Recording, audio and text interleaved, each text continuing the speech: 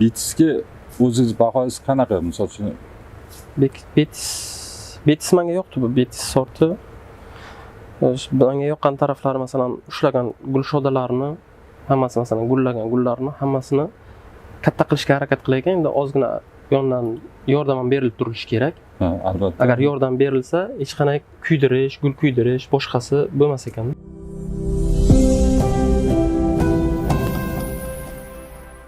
Assalomu alaykum, hurmatli kuzatuvchilar, kanalimiz kuzatuvchilar, hurmatli dehqonlar. Hozir lavhamiz yana Bog'ot tumani Kommunizm oldingi xo'jaligi mana shu hududda joylashgan issiqxonadamiz. Bu yerda Yahyo akamiz biz bilan suhbatda.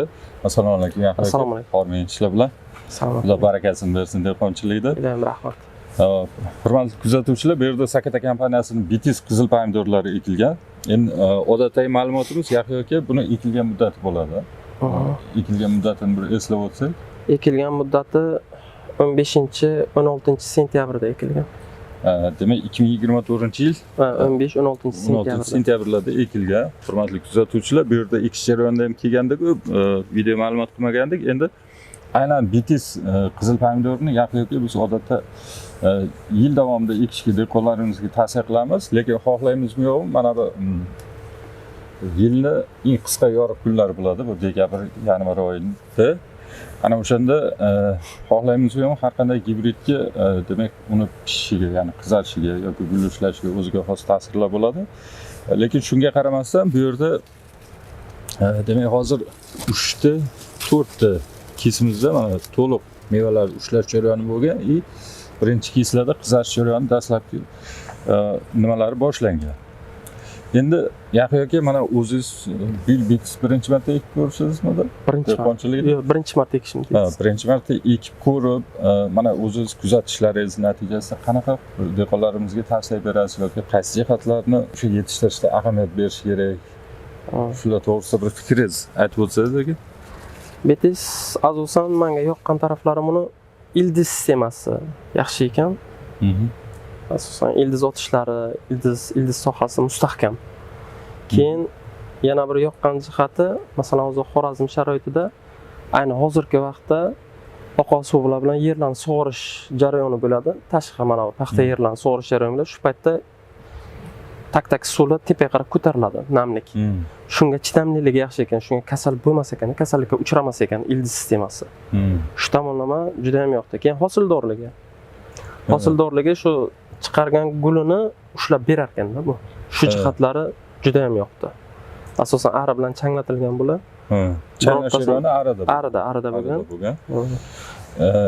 Shu tomonlari juda ham yoqdi buni. Endi yana bir jihatini hozir boya aytib o'tdik, Yahyo aka, siz bilan suhbatda Betisni odatda mana dehqonlarimizga har video ma'lumotda aytamiz. Boya o'zingiz ham ta'kidlab o'tdingiz, gulni deyarli to'liq ushlaydi. Mevalari yirik bo'ladi. O'lcham jihatdan bir-biriga yaqin holatga keladi. Keyin pishishga o'tadi. Odatda mana bu 4 ta kestimizda ham hozir deyarli qarasak mevalar yaqin bir-biriga. Ayrim dehqonlarimiz issiqxonalarida mana bu bandi nozikroq bo'lib qoladi-da, lekin sizda hozir kirgandan aytdimmi, bu ancha mustahkam shakllangan. Bu bo'yicha biz ayrim joylarda, videolarda yoki dehqonlarimiz bilan suhbatda aytib o'tamiz, lekin mana real holat siz xolis agronom sifatida qaysi oziqa turlariga shunga e'tibor qilishimiz kerak? Mana shu. Asosan mikroelementlarga ko'proq e'tibor qilish kerak. Bor, temir. Keyin kalili oziqalardan ko'proq berib turish kerak. Asosan shular bilan berib tarbiyalangan bu ko'chat. Lekin unaqa holat menga kuzatilmadi. Men ko'rmadim, osilib o'sha yerdan sinib tushganini ko'rmadim. Nozik bo'lib qolish holatlari yo'qda. Sizda kistlardan hammasini banddan qarasak o'ta mustahkam shakllangan. Buni har safar bir necha yillik video lavhalarda ham aytib o'tamiz, hurmatli kuzatuvchilar. Asosiy bor, demak temir, eng muhimi kaliy o'sha makro mikroelementlarning nisbatini demak to'g'ri yondashuv qilinsa, buni mustahkam qilib shakllantirish mumkin. Ikki pirlarda ham xuddi shunaqa. Endi hozir aynan bu egatimiz birinchi tartibdagi ko'chatlarda qizarish jarayoni boshlangan. Buni ochiqni aytishimiz kerak. Yahyo aka. Ichkariga qarab, hali biroz o'simlikdan o'simlikka soya bo'ladi, chunki mana bu ochiq joy. Mana bu beton barir nisbiy namlik kam bo'ladi. Nisbatan endi mana shu egat ichki holatini ham bir ko'rib o'tsak-da. Kengroq egatimizni hozir nima qilib Mana shu kengrog'iga shundan yurib ichki holatini ham ko'rib o'tsak, hurmatli kuzatuvchilar, mana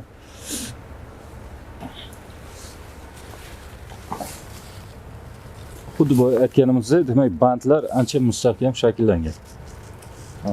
O'ta mustahkam. Hali bitisni ayrim issiqxonalarga kirganda ishchilar ko'chatga tekkan paytda yoki hali barg olish jarayonida kistda mevalar soni ko'p bo'lgani uchun uzilish holati yoki egilish holati bo'ladi deyilyapti, lekin bu yerda unaqa holat yo'q. Hozircha unaqa holat kuzatmadim men, bo'lmadi unaqa. Endi buni yetishtirishda yaxshi qaysi jihatlarga e'tibor qilish kerak ekan, mana kuzatishlaringizda? Misol suvga munosabati yoki o'g'it turi, azotli o'g'it, fosforli, kaliyli o'g'itlarni. Asosan kaliyli, fosforli o'g'itlarni ko'proq talab qilar ekan. Berib turish kerak shularni. Yaxshi o'zlashtirar ekan. Endi o'z o'rni bilan nitratli ozuqalarni berib turish kerak. Asosan kaliga ko'proq berib turish kerak, o'shanga ehtiyoji bor ekan, shuni berish kerak. Demak, yetishtirish jarayonida o'simlikda kechadigan holatga qarab, agronom ham hali yondashuvlarda biroz o'zgartirib borish kerak. Hurmatli dehqonlar, biz aytib o'tamiz, hozir o'sha Yahyo akaning gapidan kelib chiqib, o'zimiz kuzatishlar ko'ra oziqa ratsionni Yahyo aka odatda mana bahordan yozga ketish bilan yoki kuzdan qishga kelish bilan ikki sxemasini, oziqa ratsionini, sug'orish me'yorini biroz hali farqi bo'ladi anchagina. Shunday tartib bo'ladi unda. Chunki mana bu kuzdan qishga qarab ketganda xohlaymizmi yo'qmi, issiqxona doimiy ko'proq yopib turishga majbur bo'lib qolamiz. Chunki tashqi atmosferada havo harorati tushib ketib qoladi. Agar o'sha ko'p yopib turgan paytda xohlaymizmi yo'qmi, bu aytganimizdek nisbiy namlik ortadi. Ichkarida kondensatsiya bo'ladida, mana tomchilar tomib turibdi. Mana keyingi egatimiz deyarli bir tekis tomchi tomib turibdi. Bu issiqxona atmosferasini ham nisbiy namligini orttiradi. Aytganimizdek, hozir ayniqsa Xorazm hududida atroflar butun ochiq dala, hozir yahob suvi berilyapti. Yahyo aka, bu aytganingizda u umumiy yer osti sizot suvini demak ko'tarilishiga olib keladi. Bu ham mana issiqxonalarimizga o'zini ta'sirini ko'rsatadi. Bor yo'q bir 30-40 metr nariyoqda hozir to'liq dala yahob suvi bilan sug'orilgan.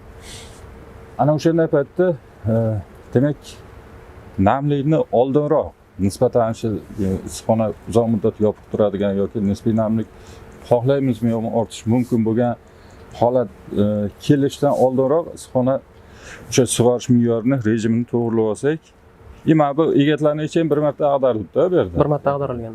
Bir marta ag'darib, issiqxonada o'sha tuproqdagi yig'ilib qolgan bu yerdagi o'sha nisbatan o'sha nisbiy namlik kamayishiga olib keladi.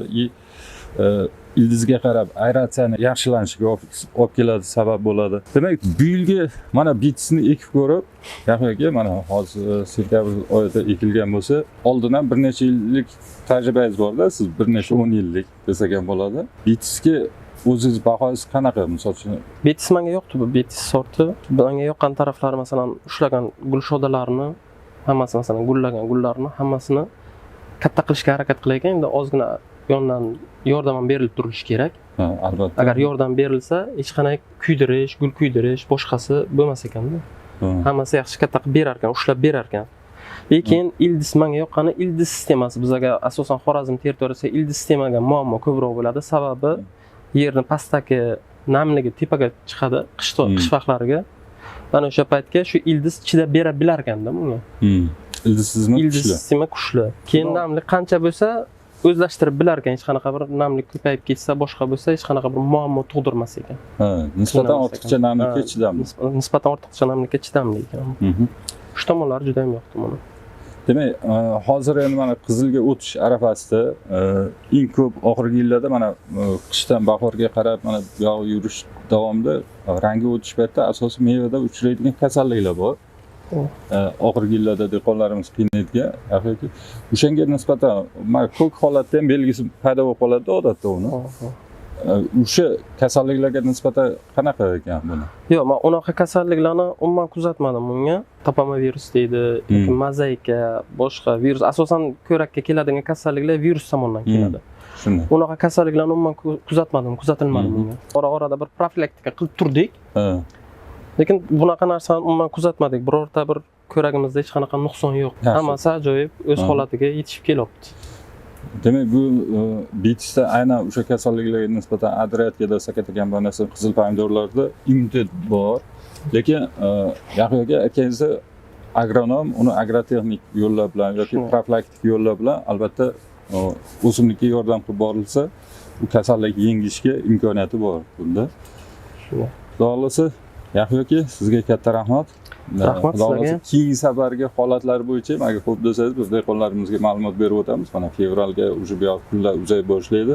Harorat biroz ko'tarilib borsa, keyingi o'sha pishish, qizarish holatlari bo'yicha bir ma'lumot berib o'tarmiz. Xudo xolasa. E'tiborlaringiz uchun rahmat. Sog' Rahmat. bo'lasizlar. Rahmat. Yahyo aka, teşekkür ederim.